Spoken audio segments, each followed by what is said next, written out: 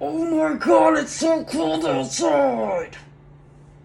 Welcome to Illinois, the only place on earth where you can wake up on a Saturday and get absolutely blitzkrieged by the sun, and the following day, 24 hours later, you can go outside and get frostbitten. It snowed Sunday and today, which is Monday, after an 80-degree day. 24 hours, just like a magnificent shift. Wonderful, wonderful. Why are we still here? Why are we still here? Even them Antarctica ancient aliens would be like, nope, hell no. Y'all can keep Chicago. No, and I'll tell you why. I'll tell you why they say that. Because we like consistency. Ancient aliens like consistency. Everybody likes consistency. Let me break it down like this even further for you. You have a ketchup bottle, and you have a hot dog or a hamburger, your choice, dealer's choice. And you shake it, and when you spray it, you go like some Jesta juice, just spitting all over your hamburger. No one likes that shit. No one likes that shit. So, when you shake it, and after a couple, then it's a nice steady stream of ketchup on that burger. That's what everyone likes. And I'd imagine that's what heroin feels like as well. When that steady flow of ketchup is just flowing out there. That's what heroin feels like, probably. I don't know. Yeah, that's where I'm at today. That's where I am mentally today. And also, I was watching some Instagram per usual, just some social media because that's what everyone does, right? And it's hilarious because when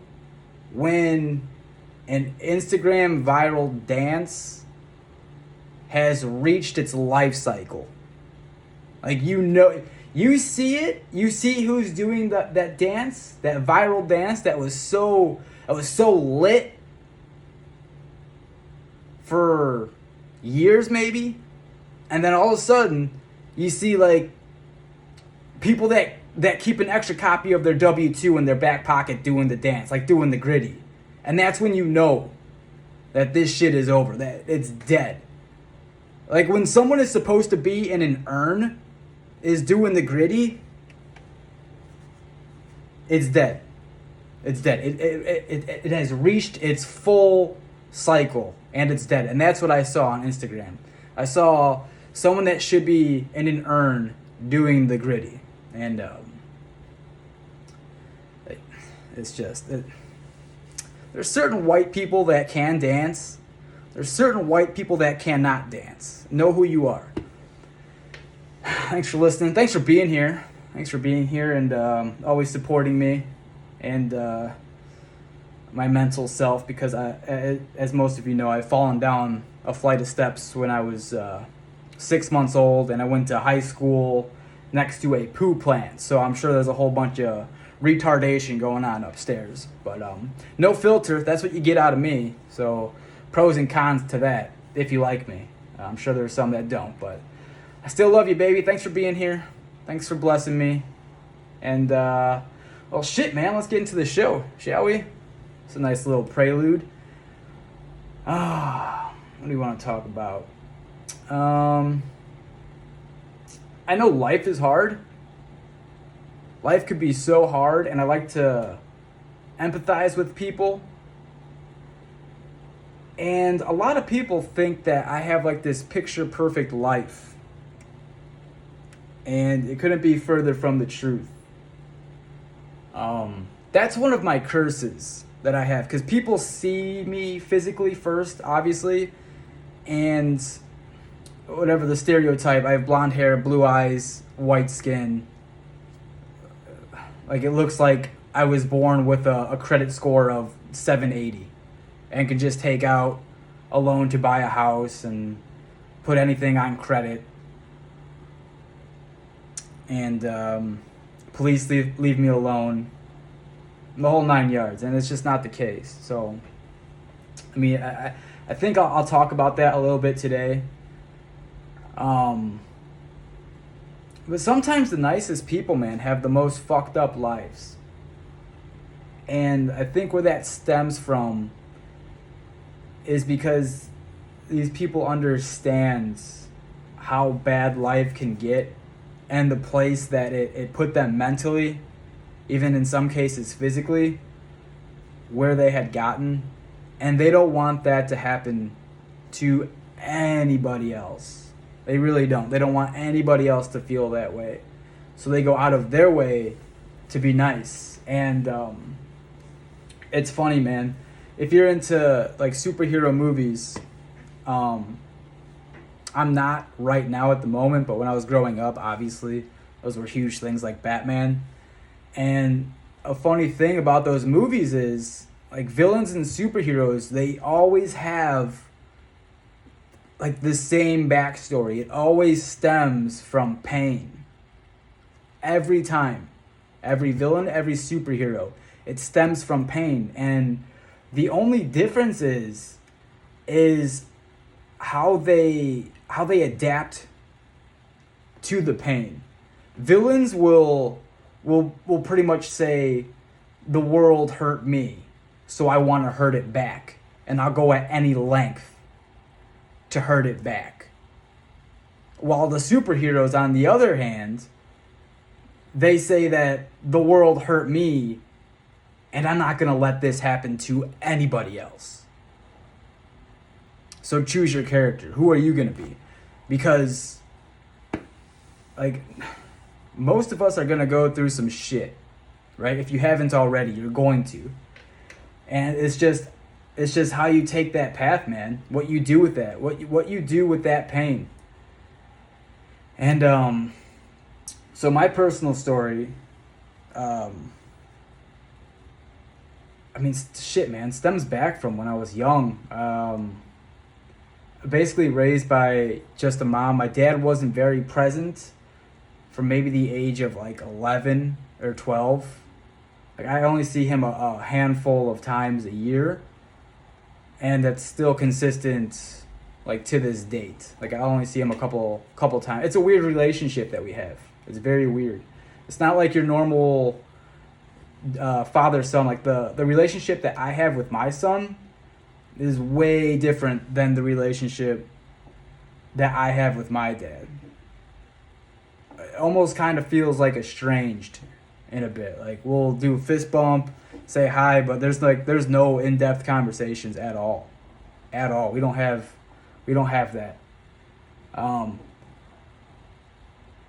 know he had a very tough childhood when he was growing up.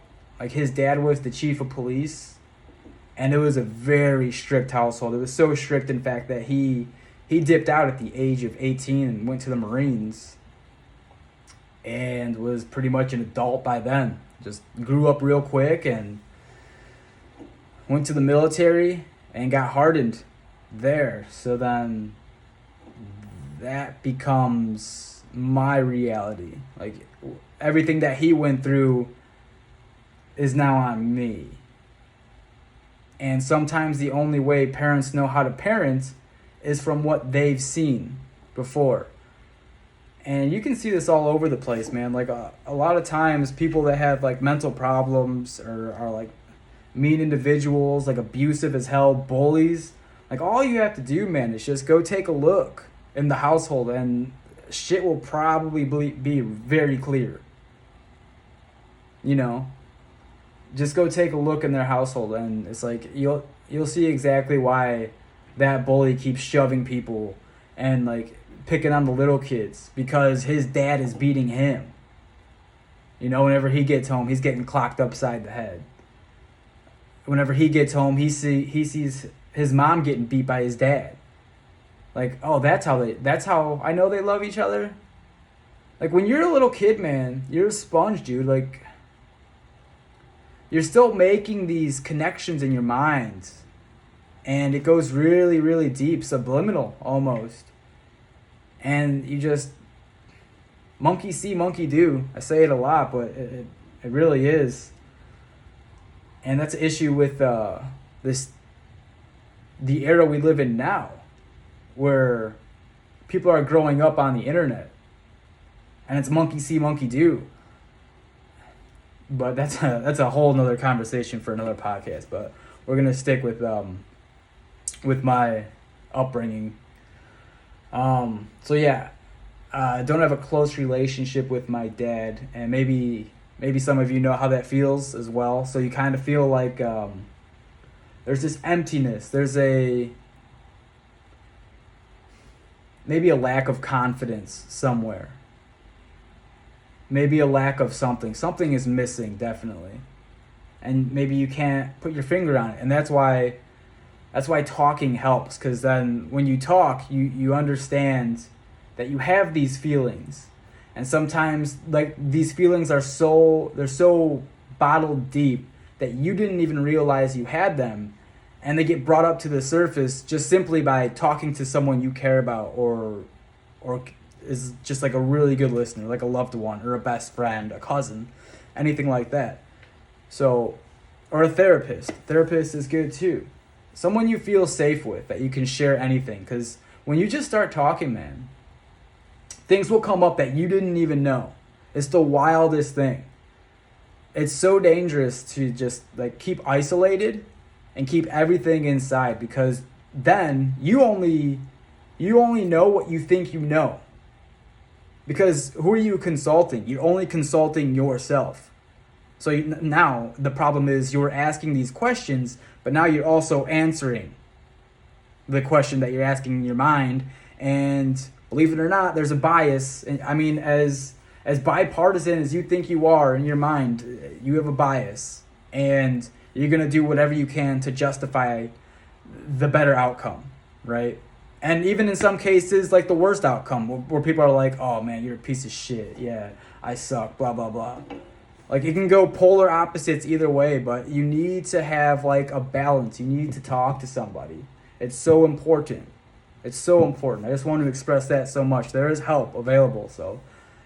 And your friends will listen to you, man. Just have a conversation, please. I know it's just such a hard time right now, especially after COVID, where many people are just, they don't seem like themselves lately. And you're just fueling up on social media, and there's a lot of negativity. So get out there, go do some things, go talk to loved ones. Let's get back to me. Sorry, I keep pulling away, but these are important things. I was very bad at school. Socially, I was good. Academically, I was really bad. In 9th grade, I was in something called Special Chance. It was like this new... I'm pretty sure they think I'm retarded. Let's just say that. I was in something called Special... or whatever I just said. Something... Second Chance. Where you... The teachers thought you were going to do poorly in high school because of how you tested, maybe in middle school. So they were trying to mitigate that and get you on a second chance. So everything was just like slowed down, and you know, it was a small. There's a small number of people in the class. It was like 9 people instead of your standard like 30 people. It was cool though. I liked it. I felt at home, of course. But no, that only lasted for a year. Then they got rid of the program. I don't know. I think because all of us failed the class somehow or something. We weren't doing very good. There were a lot of mean kids in that class as well. So they were like abusing the teachers. Not me, but like some of these kids had attitude problems. And were just screaming at the teachers and stuff. So they canned that after freshman year. So sophomore year, you know, I had to get put in regular courses, and obviously I didn't do very well. There were some classes I was good at, like history. But we're not going to go through my whole high school experience. The case in point is I did very poorly in high school. I managed to graduate, but just barely. And I had said on a previous podcast that I fucked around the day before the ACT test and got hammered and had a huge party.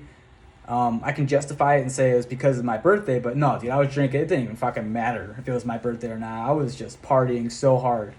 And I think I got like a 13 or something. No one's taking you at 13.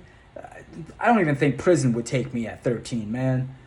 Like, 13 is like you got half of your name right, but then you got the other half of your name wrong. So that's a 13. And I wanted to go to college, man. All my friends were going to college. So I had to saddle up if I really wanted to go, and I couldn't. I mean, dude, at fucking 17, 18, 19, the last thing I want to do is hunker down and do schoolwork, dude. I'm like fueled by pre-workout and testosterone and chasing girls and drinking and drugs and alcohol. So I don't, mad respect to anyone that is able to do that at that age. Like, if you were able to master school and have a social life, like, props to you. That is amazing. You are a rare breed, and I wish I would have known you, but I don't think that's the case for most people. Most people are probably like, they get into a low end university of some sort, which I couldn't even get into.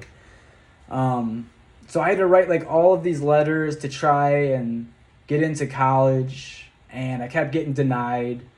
Long story short, I had to take community college courses, which took me 3 years, 2 or 3 years to do, to get enough credits to get into a university. But I had to stay at my house anyways and commute. It was a university, but it was in like a Planters peanut factory. So it's called Robert Morris. They had an awesome hockey team, which I played for. And it was a fun experience, but it wasn't the full experience. So I missed out on the college experience, what everyone is told to do.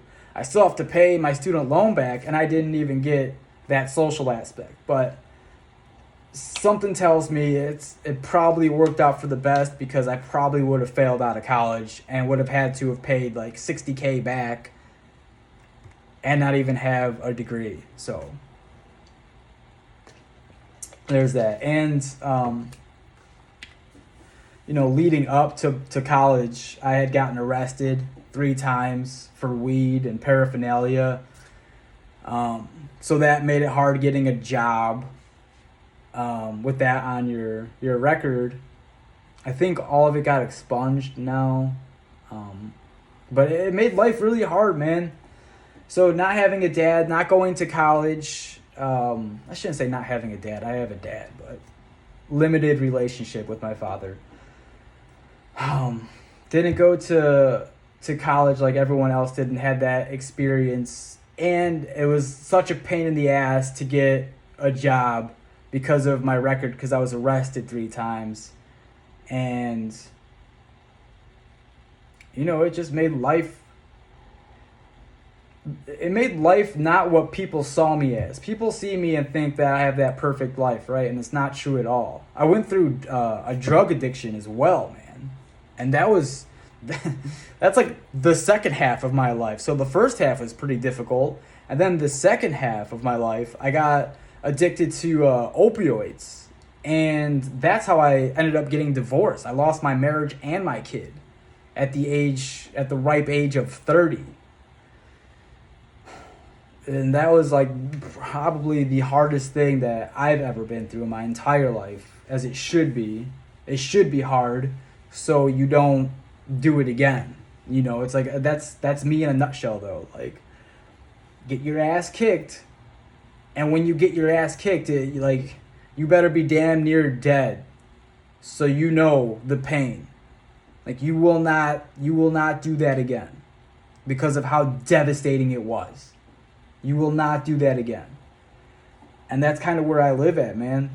And the moment when I lost who is now my ex-wife, and my kid, was,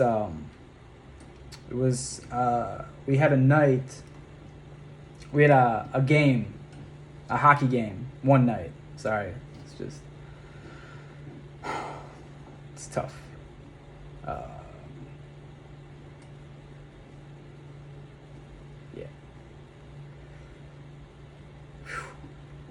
We had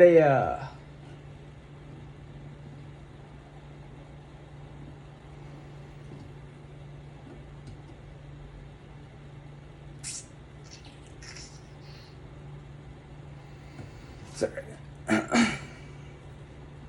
Damn. I had a hockey game late at night, and on my way out to my car, my wife at the time saw me that I had a bottle of prescribed pills.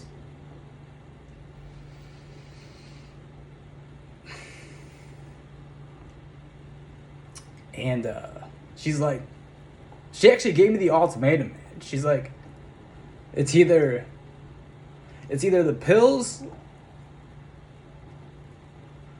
or it's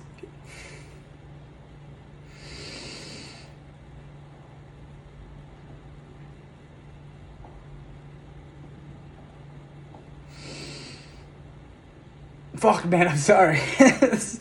There's all this dead air. It sucks trying not to do that, but she said it's either the pills or your family, and like a dumbass, I took the pills and got in my car and went. Ugh, and that was the last time. And that was it. That was it. We got divorced,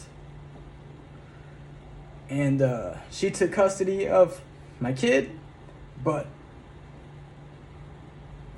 I feel like a fucking idiot just crying here. I mean, I don't have to post this, but I will, because hopefully it'll help some of you if you're going through some shit.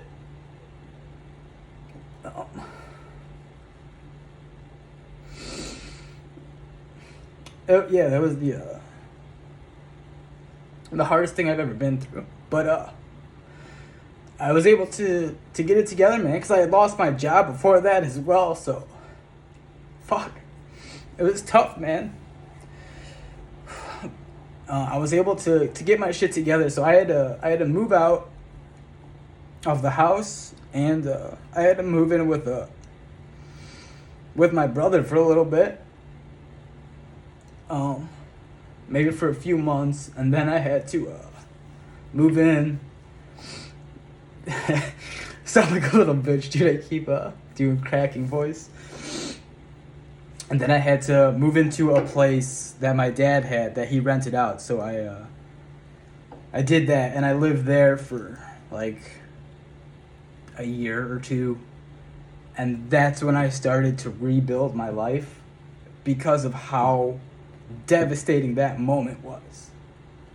And I was able to get a good job.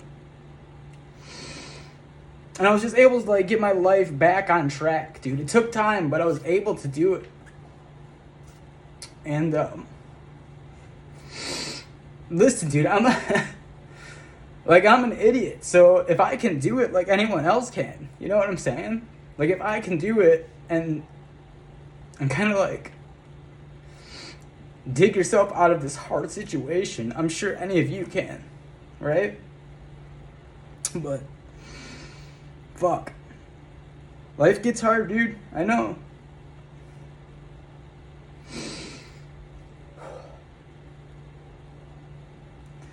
Life gets hard, but you have to, like, we don't know what happens at the end of life, so you might as well just keep on playing the game, dude, and see where it ends up, because people do love you. You may not know it, you may not feel it, but I know that people love you, dude. So,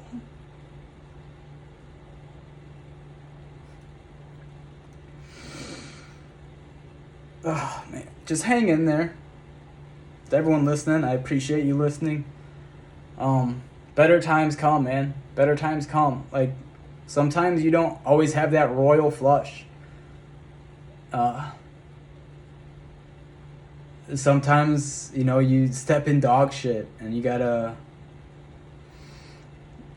wipe it off, dude, and just know that better times are ahead. And stay strong. Stay strong. If I can do it, anyone can do it, man. Okay, I think I'm done crying like a little bitch. Sorry. It just hit me really hard. I haven't really been open about that particular situation. But I just want to let anyone know, man. Like, if you're going through some shit, just understand that I know what it's like. Okay? And a lot of people see, like, this on the outside and have no idea what's on the inside. And I mean, I empathize. We probably have a lot more in common. Like, use me as a resource, please. Please use me as a resource. I've been through some shit and I understand. I can try to help you navigate it. Right? I have a wonderful relationship with my son now. I have a wonderful relationship with my ex-wife now. Like, I see them almost every day, but it took time. It just took time. It took time, and you have to want it. It will not come to you. It will not come to you, dude. You have to get out there. You have to put yourself out there and make the opportunities happen. Whew.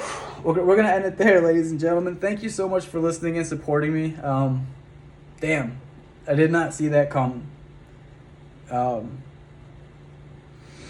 just have a lot of love for everybody, and I hope everyone's okay, and we're in this together. And if you need just someone to talk to, man, reach out. The Curiosity Chamber at gmail.com. Hit the hotline, 847-219-2714. Just know that I love you. I'm sorry this episode is like a wreck, but I think it's important, and I hope it helps some of you. I love you guys. Be good. Peace.